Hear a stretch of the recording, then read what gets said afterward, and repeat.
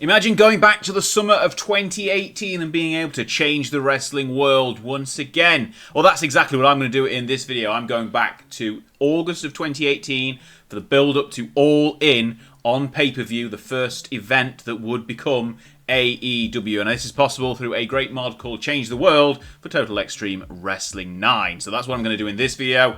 I'm going to load up the mod now. All I've done so far is added a few people to my shortlist. We'll have a look at what the game is set up like at the moment as we're going through with the company called currently The Elite, and then we'll go through the month and then book All In on September the 1st. So if you're new to the channel, my name is Anders, this is Spike Piledriver Wrestling. Please make sure you are subscribed and make sure you like this video as well if you'd like to see content similar to this in the future. Regular content here on the channel is the WCW 2000 series and the Local to Global 1992. If you're enjoying those as well, please go over to one of those videos and give those a like as well and watch them all on the playlist. But today we're going to go all in. We have started the save game with the Elite as Tony Khan. Now, I wanted to play as Cody as the head booker, but that makes the tag team the six-man tag reign in the ROH be vacated because Cody can't work anywhere else, and I'd like to see Cody work elsewhere as we're building up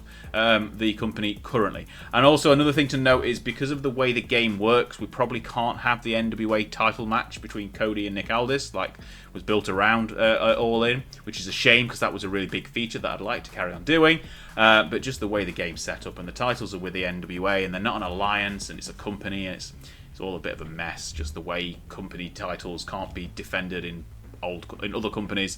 So the way the AEW works now kind of work, and they can't have New Japan titles and CMLL titles being defended on AEW TV. It's just how it works, unfortunately, in the game. But without that as an issue, we'll go forward and see that we can do All In the best we can. Now, something I have noticed immediately is that there aren't any company relationships set in game. I don't know whether they get set by narratives at some point in the future or not, but that's going to make it difficult for us to get talent from ROH and from New Japan and CMLL and MLW and all of the other companies that played a part in All In. It's very much a collaborative effort, so that's going to make what we can do a little bit different, and as I go through the month I may actually add in some of those company relationships just so we can loan some talent that we otherwise wouldn't be able to get because they're not currently available to sign exclusively, or not even exclusively, just sign.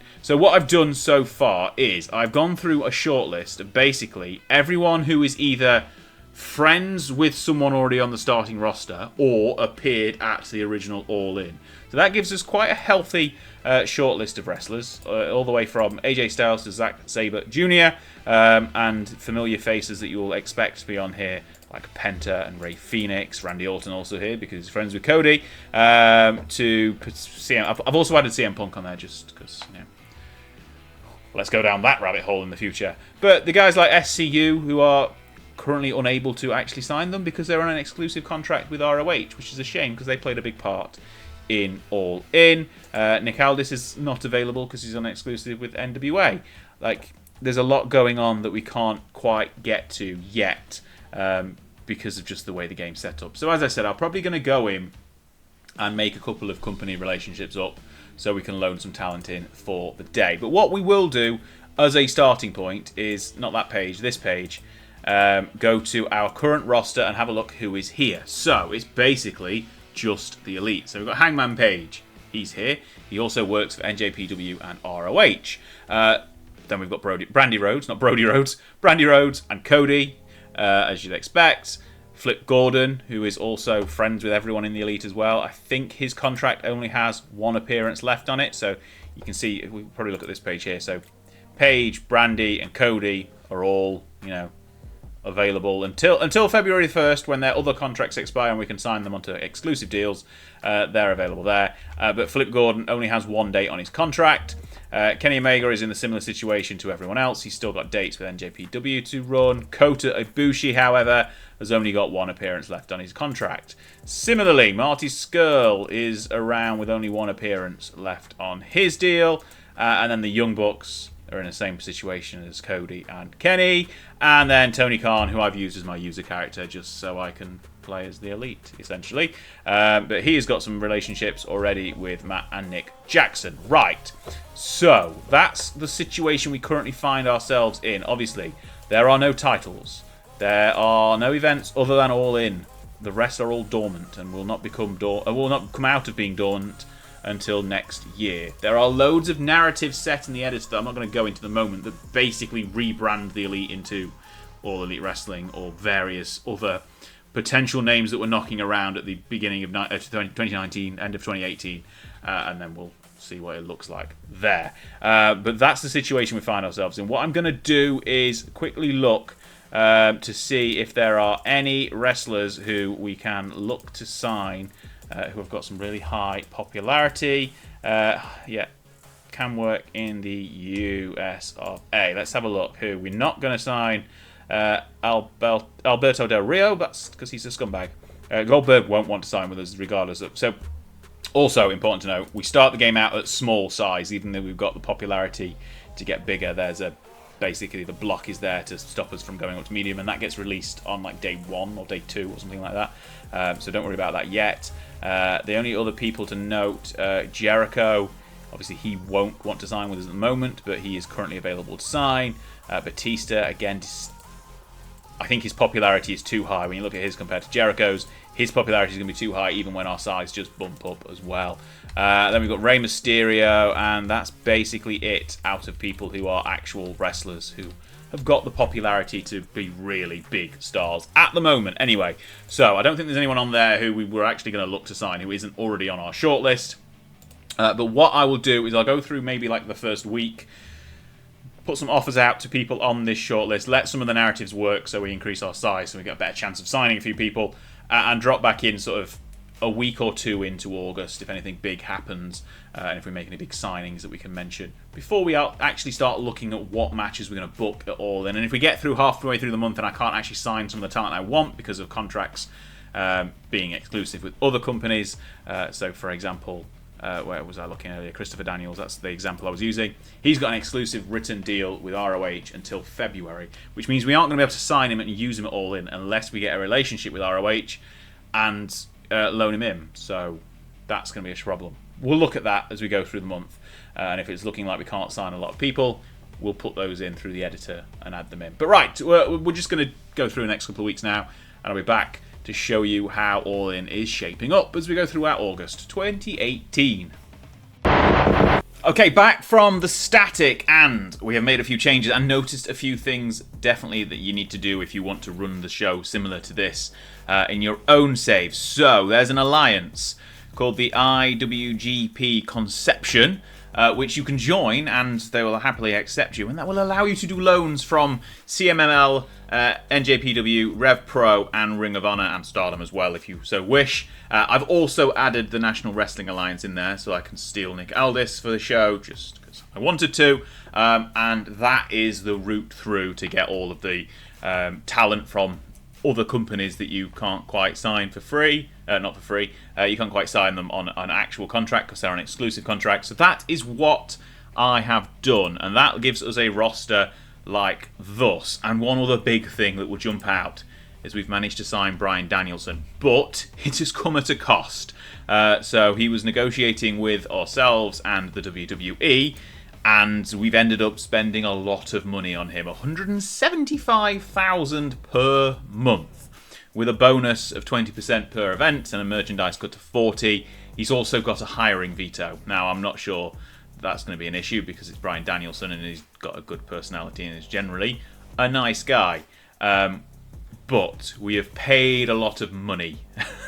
So just be aware, if you want to sign Bryan Danielson, that's what you're going to have to do. Maybe not quite that much. I probably could have got for about 150 maybe, but there we go. We had to get there. And his contract will officially start basically on the day of All In. So without seeing this behind the scenes bit, he's going to be surprised. He's going to be a surprise participant in one of the matches.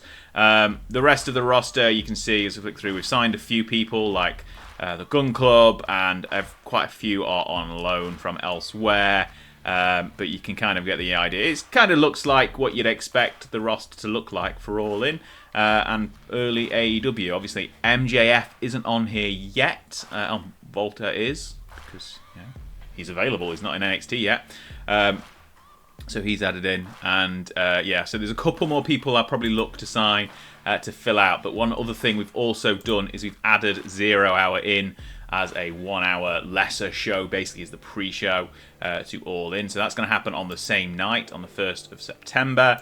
And we've also done a bit of broadcast deals just to get that shown as well. So it's going to be on WGN America like it was, and then YouTube in Europe and Asia Pacific, just to get some more coverage around the world. So they're set up, and what should happen, hopefully I did a little bit of a test to make sure it did happen, but 0 Hour will be booked first, and then we'll go straight into All In. So with that in mind, some pre-booking that has happened. I have booked 2 matches for the 0 Hour pre-show. One is the Briscoe Brothers against the Gun Club. I haven't done anything other than just set it as a pre-booked match so far, but that will be one of our pre-show matches, and also a 6-woman tag with Melina Perez, Rio and Chelsea Green against Tennille Dashwood, Penelope Ford and Jordan Grace. I'm tempted to get a load of other people in and do a battle royal as well, but we haven't got there yet because I haven't decided whether I want to. We're only on the 13th of August, so we've still got a few weeks. We've got 3 weeks basically until that show happens. So one of the big headline matches, and you'll have to pretend that it's for the NWA title because it isn't in game because we can't do so, but Nick Aldis against Cody, that was one of the big parts of All In, and something I would have wanted to replicate as well. We've also got Ring of Honor champion Jay Lethal facing Roosh. Again, you'll have to pretend it's for the ROH title. Elsewhere, this is the one where we're going to have a surprise, essentially. Chris Jericho and he's not John Hennigan anymore, he's Johnny Elite against Kenny Omega and a surprise opponent, surprise partner who will turn out to be Bryan Danielson on the night. Then what else have we added in? So we've got Okada against Hangman, Marty Scurll against Volta, Kota Ibushi and the Young Bucks against SoCal Uncensored. A women's four-way, kind of similar to the actual women's four-way, but Britt Baker, Tessa Blanchard, Madison Rayne and Hikaru Shida. And who else? What matches have I not seen yet? Oh, that one. One of the big ones, obviously. A big Lucha tag team match. Rey Mysterio and Bandito against the Lucha Brothers. Conan will also be hopefully signing to potentially manage one of the teams and get involved in that match as well, because he's got relationships with everyone in the match. But that's the card we've currently got booked. I think between now and actual showtime, we might add something in on the 0 Hour to essentially have some sort of battle royal or something of that ilk to fill out the pre-show. But that's the main card, essentially, as we're going through. And how I would envisage it is that we'd drop just YouTube videos, essentially, on Being the Elite and building up to the All-In card, releasing teasers and previews and whatnot for various matches, teasing who Kenny Omega's partner going to be, but obviously it's going to end up being Bryan Danielson. But that's kind of, we're in a situation where we're ready to go and book through the event now. We've got 3 weeks or 19 days until the show. We've got 38 people on the roster. Everyone seems to be booked, I believe. If we quickly go in, is there anyone who's not already booked? Why is it saying? Why? What? Oh no, that's because we're on 0 Hour. I was going to say, I've booked all of these people. Why aren't they there? Hang on. Let's go on to All In and then do include already booked. Right, so you're on. There's a few people. So Chuck Taylor, Flip Gordon, and Trent Beretta are so far the only people who are on the roster but not booked on either card. So we've got 3 people. We might add that up to 10 and get a battle royal on the pre-show with some sort of prize for the winner that we haven't quite decided on yet. But that's the situation we find ourselves in with 3 weeks to go until the 0 Hour and All In. So we'll do those 3 weeks now, and after the next static break, we'll be ready to book the show. Okay, then we have moved to the 1st of September, and it is just 1 hour to go until All In, which means it's time for All In 0 Hour, the pre-show, which we begin at the Sears Centre with a video of Cody the Young Bucks and Kenny Omega of the Elite. All four men talk about tonight being the biggest night in the history of independent wrestling, and they said that it couldn't be done, but the Elite said they would change the world. They go all in tonight in just 1 hour's time, and this one gets a 66 rating to start off the show, and we are going to hopefully start off with a bang. Right, the format of the pre-show will basically be preview video followed by match, and then we'll go through for an hour essentially and see how we go. So before we get our first match, we get our first preview video for one of our matches tonight. Cody and Nick Aldis. It's technically not for the NWA World's Heavyweight Championship, but that's because in game we can't make it so without making it an alliance title and messing up the NWO promotion. Anyway, but they go to war tonight. Cody wants to prove that he's every bit of the champion that his father was, whilst Nick Aldis is looking to basically perform on a bigger stage and prove that he is a national treasure. Obviously, things didn't go perfectly for him in TNA. He wants to start over again on a bigger platform. Cody's got a groundswell of public support at the start of this mod, which is always good. This only gets a 49, but I think when we get in the ring, it should hopefully get a slightly better rating. Aldis, obviously, I don't think has quite the popularity of the likes of Cody and some of the other stars we've got on the show later on. So, into our very first match on the All In pre-show, All In 0 Hour. It's a Shikara special, basically, as the best friends go to battle against the Colony. So this is Chuck Taylor and Trent Beretta of Best Friends against Fire Ant and Silver Ant. And Chuck Taylor gets the victory after a great show-stealing match early to start the show in 14 minutes, pinning Silver Ant after Soul Food. Obviously, Fire Ant you may know as Orange Cassidy and Silver Ant as Tracy Williams, but I think Silver Ant was formerly Green Ant as well. We put in a really solid opening contest on the pre-show, a 66 match rating. The wrestling got a 61, the crowd rating was only a 30, so you can see that getting these matches on will improve everyone's popularity, because in-ring they are certainly better than their popularity currently performs. Match got the crowd buzzing. Trent Beretta and Chuck Taylor had excellent chemistry and both had a tag team specialist bonus. Chuck Taylor off his game slightly, but you know, he's still put in a really solid performance in a 59, not quite as high as Fire Ant and Trent, but still really good. Then we go to a next preview, and we can see that Kazuchika Okada is the former... no, is he the former? Yeah, he is the former IWGP Heavyweight Champion. I've mistyped there. Will face Bullet Club and Elite member Hangman Page. He's looking to take out his frustrations on another member of the Bullet Club after Kenny Omega won the IWGP title back in June. Hangman is looking to prove that he is indeed a member of the Elite. Handling changes here. What do I need to do? Okay, we're changing his gimmick. That's fine. I wasn't sure what the change I'd got in there. Okay, fine. He's got a swagger gimmick started. Right, so he's debuted his new gimmick as Kazuchika Okada. He's on loan anyway, so it shouldn't really matter. But we'll see how we get on later in the night when he goes one-on-one with Hangman Page. He's only 34, but that's because Okada's popularity in the US is nothing compared to his Japanese popularity. And Hangman, again, has got slightly lower. But we'll get when we get in the ring, that'll be much, much better. I also didn't mention that our announced team is Taz, Excalibur, and Tony Schiavone.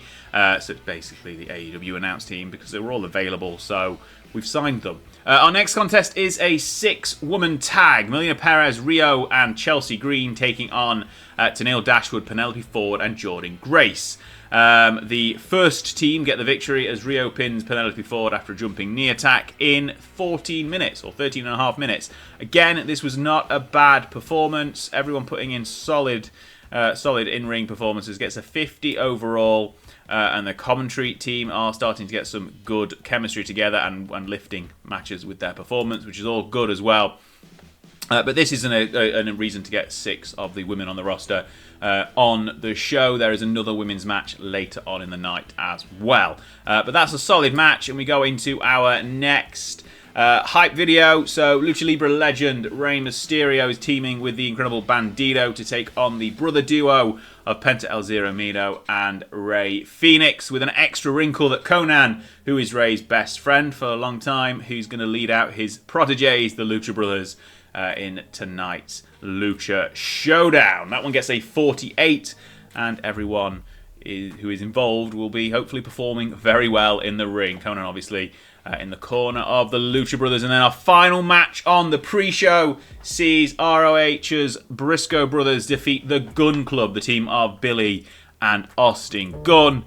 Spike J. Driller gets the job done in just over 10 minutes. Some great chemistry for the Briscoe Brothers and a pretty good start to the pre-show. A pretty good end to the pre-show. A 61 gets the crowd hotter. Obviously, got the crowd up to white hot, but I believe that will reset as we get into the main show. But that's our final match, and then our final preview is tonight. Chris Jericho and Kenny Omega are going to square off in tag team action. Omega defeated Jericho back at Wrestle Kingdom in January, and Jericho laid out a challenge for Omega to find a partner from outside of Bullet Club and the Elite to take on Jericho and his announced partner Johnny Elite, obviously the former John Morrison, Johnny Nitro, Johnny Mundo, Johnny Impact, Johnny Anything.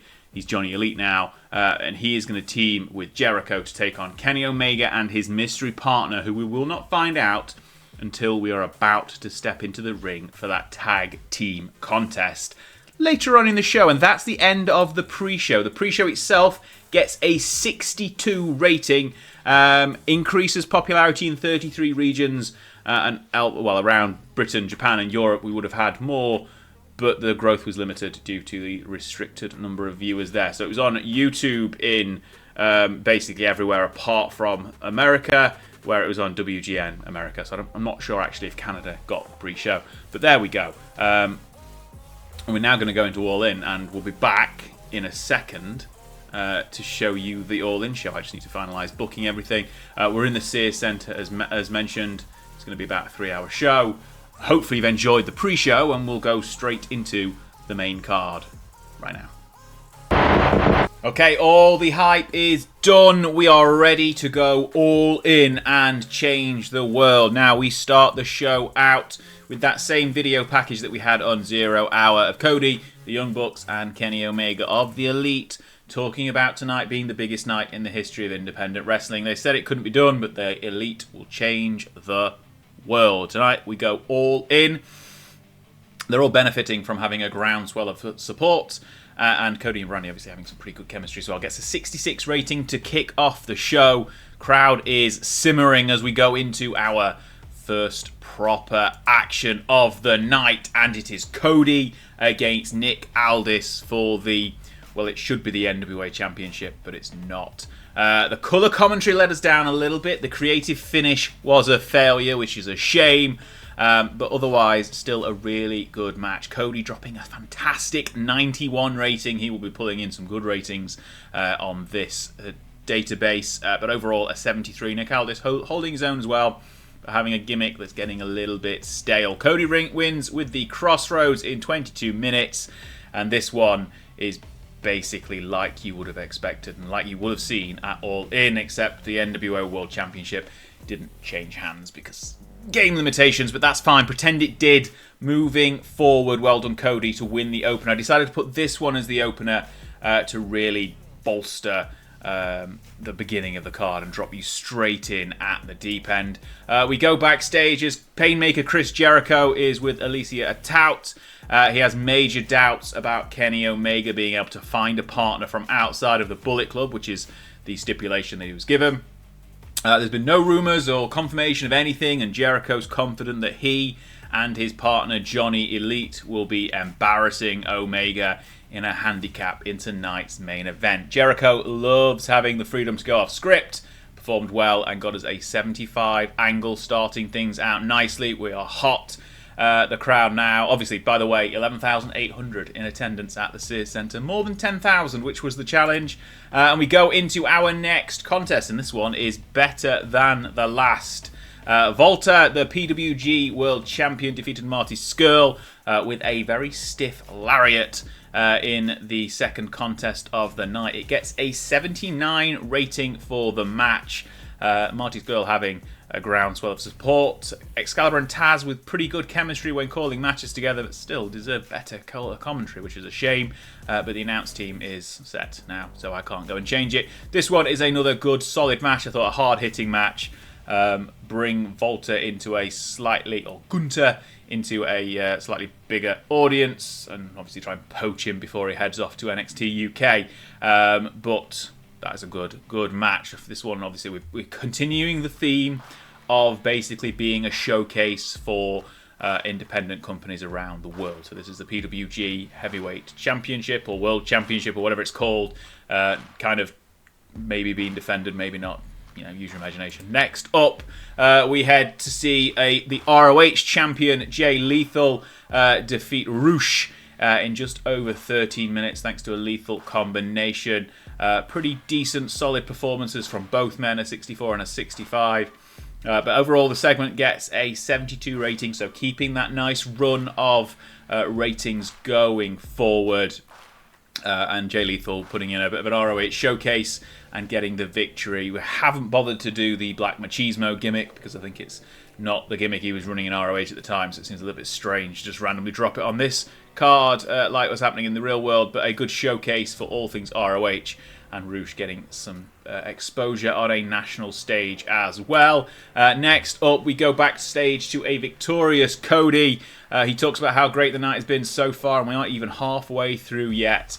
He takes huge pride in opening such a momentous night, and is pumped to see what else happens, including the mystery partner in the main event. Dropping another little tease and some more expectation going into the main event tonight. A 75 rating for his interview here with Alicia Tout, and we go forward into our next contest. So this one sees the MLW middleweight, I think, and CZW heavyweight champion MJF facing Joey Janela and Flip Gordon in a triple threat. As such, MJF gets the victory, makes Joey Janela submit to the Fujiwara armbar, the Salt of the Earth, and this one was designed to bring the crowd down a little bit, calm things down ahead of some of our bigger matches yet to come. Pretty good, solid 57 out of it. I wasn't expecting much more than that. It was originally going to be MJF against Joey Janela, but then I realised I hadn't booked Flip Gordon anywhere, so dropped him in here as well to, you know, add a little bit of spice and variety to the card. It's only the only triple threat match on the card. But MJF picks up the victory. He's obviously one for the future and someone we'll look to showcase in future shows as well. Next up, we get SCU making their entrance, and as is pretty standard for the time, Scorpio Sky tells Chicago that they are the worst town that he's ever been in. Daniels then promises to ruin the Elite's night and prove why they are the best trio in the world, before Kazarian leads the crowd in an SCU chant. Everyone enjoyed doing that one. 65 gets the crowd nice and simmering into our next contest, which will obviously be SoCal Uncensored against the Elite, so the Young Bucks and Kota Ibushi, who pull out the victory. A Phoenix Plex from Kota Ibushi, the Golden Star, got the victory. They got the job done. Scorpio Sky being a little bit of a weak link compared to everyone else. That's a bit unfair, a little bit unfair. But the match was a little bit too short, apparently, for such an important match in the eyes of the crowd. It was still 17 minutes. That's quite a good, solid time for the match. But as mentioned in earlier segments, the Young Bucks have got groundswell public support, as has Kota Ibushi, and that one's 80. Got the crowd very hot going into it. Yeah, so an 80 for that one. Kazarian's got a stale gimmick, a little bit too short for everything, and Sky again dropping a 59 compared to the 80s and 70s of everyone else. A little bit low, but still unfair to call him the weak link. But another solid match on this card, which we will go into the next one, featuring some more Bullet Club Elite members, as Kazuchika Okada, former IWGP champion, defeated Adam Page with a Rainmaker in just under 20 minutes. Another 80 for this one, and they've got some good chemistry. So, You know, if we were to continue this save, we'd be bringing Okada back in as often as we can and giving him a match with the Hangman. Obviously, Hangman's popularity is quite low at the moment because Okada's in the US as well is low, but matches like this will make them both get over like wildfire. Basically very, very soon. But an 80 for the segment overall, all because of that great wrestling from both men. And then after the bell sounds, Okada drags Hangman back to his feet. They have a few words, and then the Rainmaker shakes his hand. Respect has been earned. This one's only a 40, but yes, that's the problem with the popularity we mentioned for both men being a little bit low at the moment. But obviously that will improve with more shows and more coverage for the company in its fledgling state. Next up, we get a bit of an angle for Tessa Blanchard being joined by her father, Tully, as they go towards ringside ahead of the women's fatal four-way match. Tully, superb handling of the crowd, had it in the palm of his hand the entire time. This is a 74, which is a very, very good angle rating for these two. Surprisingly good, actually, but there we go. Moving on, that is the fatal four-way match next, which Tessa Blanchard gets the victory in. She pins Madison Rayne after a pile driver. Again, this one's designed to cool the crowd a little bit, so it's done its job, brought everything back down, settled things up. Tessa head and shoulders above everyone else in this one, and a bit of a showcase for her. Now, obviously, if we were going forward with this save, she probably would be the centerpiece of the women's division to begin with, but obviously, real world stuff happened. And obviously, if we continue the save, that would be something we'd maybe look to do in the future. But a 61 rating for the match is a good showing from these four women. And of the 10 women on the card, I think Tessa has definitely put in the best performance out of the lot of them. We go back to Alicia Tout. And she's with Kenny Omega, who struggles a little bit without a script, but he still got that groundswell of public support, so it didn't really matter. He heard Jericho's comments earlier and promises a huge surprise coming in the main event tonight. He won't drop any hints, but Jericho will regret making this challenge. It's a 47, which is not great, but Kenny's speaking has never been his highlight.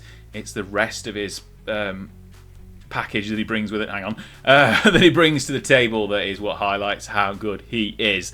So we'll move on to our next contest, which is our Lucha Showdown. Some good heat in this one, great wrestling. The Lucha Brothers defeated Rey Mysterio and Bandito after a fear factor from Penta and the distraction from Conan, turning his back on his former best friend. The Lucha Brothers put in a absolutely fantastic performance. And Rey Fenix and Conan are a good pairing. The chemistry between Rey Mysterio and Bandito, 0. So we won't be using them as partners ever again. Got the crowd buzzing though. A 67. Trying to steal the show in this one, and they kind of haven't really, have they, compared to what else we've seen. A little bit of an important. No, not long enough for an important match. Sorry, I'm trying to read what that one said there. And the finish was turn off for most fans because of the interference and distraction from Conan. I mean, I'd be turned off by seeing Conan on the TV as well, but there you go. A few negatives dropped in there, but still overall a 67 is not too bad. We then get, oh dear, the angle idea is a failure. Ahead of our main event, Jericho, Johnny Elite and Kenny Omega are all set, and the mystery partner is the American Dragon, Bryan Danielson. And unfortunately, the angle idea, which was a near certainty, I think, failed. But we still get a 75 for the segment, which is a little bit lower than I was hoping. I was expecting it to be in the 80s.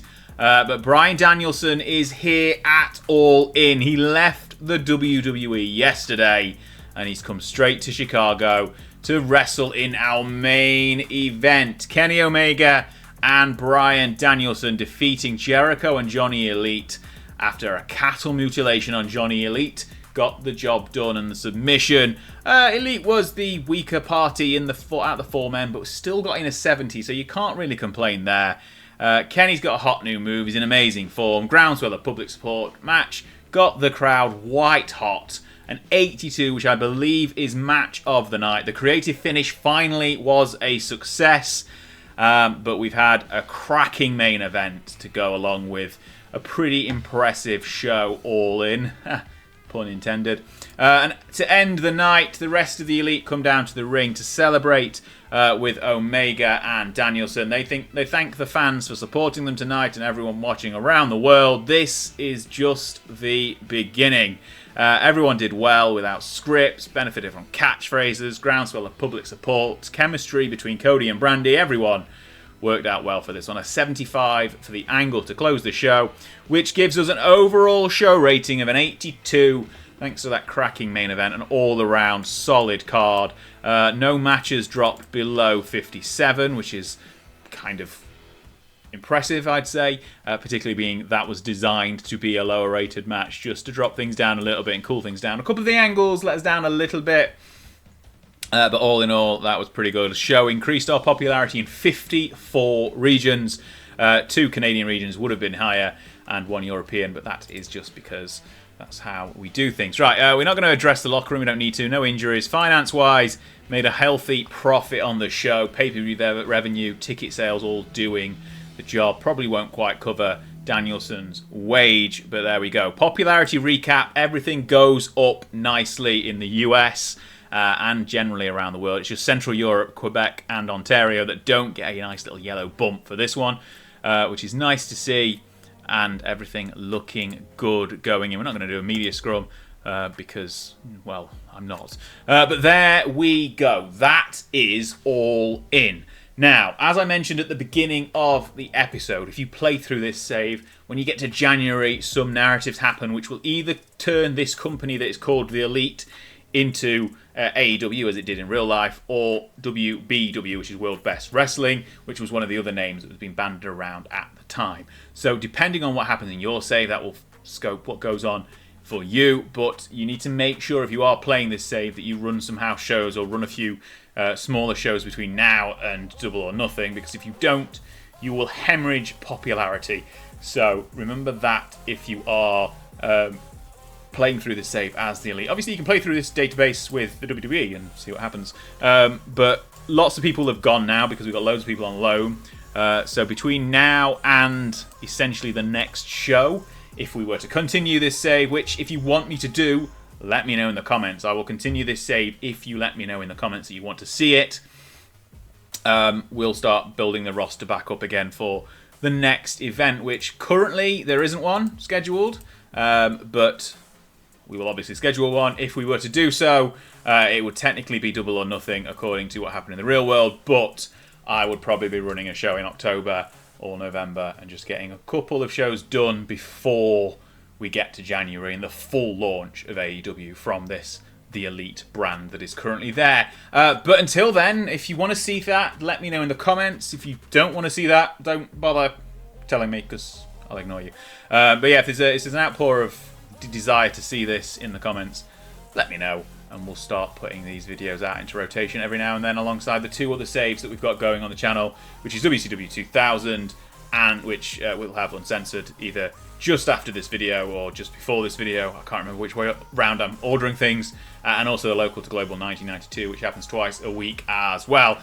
In the meantime, thanks a lot for watching. Let me know your thoughts on both this show and the mod down in the comments below. If you want to see me continue this save, do let me know as well. Once again, my name's Anders, this has been Spike Piledriver, and I will see you on the next video. Thanks a lot for watching.